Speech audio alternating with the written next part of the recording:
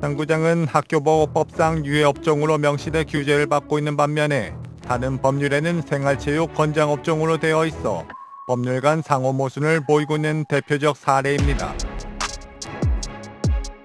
대한민국 당구는 어려운 과정을 거쳐가며 지금의 대중화가 된 당구가 되었습니다. 그 과정에는 법적인 문제와 대중들의 인식, 고질적인 문제들이 많았죠. 담배 냄새, 그리고 싸움, 도박 좀 안 좋은 그런 이미지하고 하여튼 당구장에는 좀 나쁜 사람들이 가는 거로 인식이 돼 있었는데 당구가 워낙 대중적이다 보니까 당구장 안에서의 어떤 그런 환경이나 이런 것들이 좀 많이 안 좋았죠. 그래서 그런 문제들이 해결되지 않는 상태로 장기간 오면서 스포츠냐 아니냐를 가지고선 논란이 또 있었던 종목이기도 하고요. 당시 당구에 대해 불합리한 법적 규제들도 많았는데요. 18세 미만자의 당구장 출입 금지 같은 규제 같은 것들이 대표적입니다. 당구가 이제 옛날에는 특별 소비세 대상이었었습니다, 이게. 그래가지고 굉장히 어려움을 많이 겪었죠. 저희 배울 때는 처음엔 저희야 미성년자가 이제 그때는 못 들어갈 당시였는데 어린 학생들이 당구 큐를 잡을 수 있는 환경이 안 됐죠. 그 법적 규제 때문에. 많은 사람들이 아직까지도 당구가 스포츠예요. 당구는 그냥 어른들이 노는 문화 아니에요? 라고 생각하는 분들이 아직도 있더라고요. 그래서 그런 것들을 이제 하나둘 극복했죠, 저희가. 예.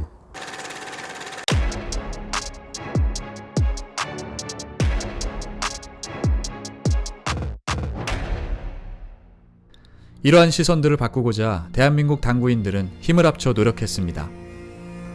일단은 법적인 그런 제약부터 먼저 벗어나는 게 목표였고, 사실 당구 선수가 있다는 것을 알리는 게 우선이었어요. 그래서 당구 선수들이 이제 뉴스를 통해서 알려졌고, 그 다음에 이제 91년도에 우리나라에서 최초로 서울에서 월드컵이 열렸거든요. SBS 방송을 통해서 당구 선수들이 보타이를 메고 경기를 하는 모습을 보면서 당구 선수들이 이런 모습의 경기를 하는구나라는 게 많이 알려졌죠. 그리고 이제 저희 같은 경우에도 당구 선수들에 관련된 인터뷰라든지 대회 내용이나 이런 것들을 계속해서 이제 자료화해서 만들어 놨고요. 그 예전에 은평지회에서 국회의원 하셨던 박기호 국회의원이신데 이제 그분이 자료를 제출한 게 저희 잡지예요. 그러니까 재판부에 이게 스포츠지 이제 그런 유해 환경이 아니다라고 이렇게 증거 자료를 제출한 게 그동안 저희가 취재했던 선수들 얘기 그리고 당구 대회 그리고 건전한 당구 문화 이런 거에 대해서 증거 자료를 제출하셔서 그게 이제 해제가 됐고, 그리고 아시안 게임 같은 경우에 이제 빠질 위기에 놓였을 때 저희가 중심이 돼서 당구 업계 종사자들을 다 모아서 1000만인 서명 운동도 벌이고, 그래서 정말로 부산 아시안 게임에서는 탈락 위기에 있었는데 극적으로 포함이 됐고, 결국 거기서 유일한 아시안 게임 금메달리스트 황득희가 탄생을 했고, 이런 일련의 사건들이 있었죠. 당구가 변화하면서 변화하는 것은 당구를 치는 사람들, 선수들뿐만이 아니라 용품업체 또한 마찬가지였는데요. 한국 당구의 중요한 시점마다 항상 그 뒤에서 밑거름 역할이 됐던 게 한국 당구계에 있는 용품사들이거든요. 그래서 95년도에 가이스프 총회가 한국에서 열렸을 때, 그때 사실 허리우드에서 당구의 용품사 지원을 받아서 그 총회 관련된 그런 행사를 유치를 했었고요. 그때 어떤 그런 용품사들의 지원이 당구가 스포츠로 제도권 안에 들어갈 수 있도록 밑거름 역할을 해줬습니다. 당구 용품만을 만드는 것이 아닌 당구 문화 자체를 만들어가려 노력했습니다. 그때만 해도 이제 공중파 방송밖에 없을 때 그때 이제 그 미란다 호텔에서 이제 전국 대회를 매년 개최를 했었어요. 저희가 이제 그 대회를 개최를 했었고, 그러면서 이제 또 포켓도 이제 붐이 일면서 포켓을 이제 주제로 한 영화도 있었고. 저희가 대한민국 당구대 생산의 그래도 거의 한 60, 70%를 차지하다 보니까 경기가 나빠도 대한민국 당구 발전을 위해서는 또 도움을 주지 않으면 안 되니까 그 선수들이 그 성장한 그 과정을 보면은 아주 뿌듯합니다. 뭐 1년에 뭐 한 많이 할 때는 150번에서 200번 정도까지 후원을 했어요, 저희들이. 하여튼 그 대회를 많이 해야 된다고 생각을 해요. 다른 운동도 마찬가지지만 특히 이제 당구는 이 시합할 때도 많고 접근하기도 좋고, 예, 그렇기 때문에 상당히 그 좋은 스포츠로 생각을 합니다. 우리나라의 그 1년 동안 당구 대회 하는 숫자를 보면 꽤 많습니다. 그 체육관에 내려가서 우리가 당구대를 최소한도 5, 60대를 깔아드립니다. 남들이 생각할 때는 당구대 50, 60대를 까는 거 그냥 허려두니까 하겠지라고 생각하지만 당구대가 50대, 60대 내려갔다가 올 정도의 그 비용은 꽤 많이 듭니다. 근데 그거를 마다 않고 그냥 많은 비용을 대기는 쉽지 않았지만 그래도 먼 미래를 봐서 당구 발전을 위해서 우리가 아니면 누가 하냐, 이것만큼은 적자를 보더라도 꼭 하자, 그런 생각하에 했습니다. 그래도 그 노력이 있었기 때문에 그래도 지금의 당구 발전이 있지 않았나 아주 자부하고 있습니다. 오래된 연륜을 가진 기업들이 많아졌어요. 예를 들면 허리우드가 그렇고 큐에서는 한바큐가 그렇고, 그런 오랜 전통을 가진 기업들이 문을 안 닫고 유지를 하고 개발을 하고 산업이 점점 좋아지고 있는 거는 퀄리티도 올라가고 있다는 얘기거든요. 근데 해외 선수들도 우리나라 장비를 많이 사용하고 있고, 큐대라든가 또 당구 테이블이라든가 이런 거는 뭐 세계적인 수준으로 돼 있습니다, 지금. 지금은 국산 테이블들도 거진 90% 이상, 거의 100% 가까이 따라 붙었다고 생각을 하고 있습니다. 아무래도 국산 테이블들이 조립이나 설치하는 부분에 있어서 훨씬 더 효율적입니다.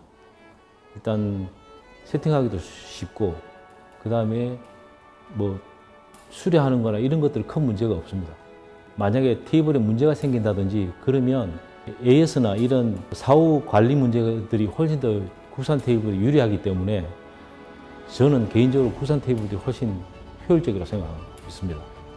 한국 제품이 지금 뭐 이 세계적인 그 품질이 이 수준이라고 이제 생각을 하고, 또 앞으로 이제 더 이제 잘 만들어야겠지만 많이 이제 첫째 이용을 해주셔야 되는 걸로 생각합니다.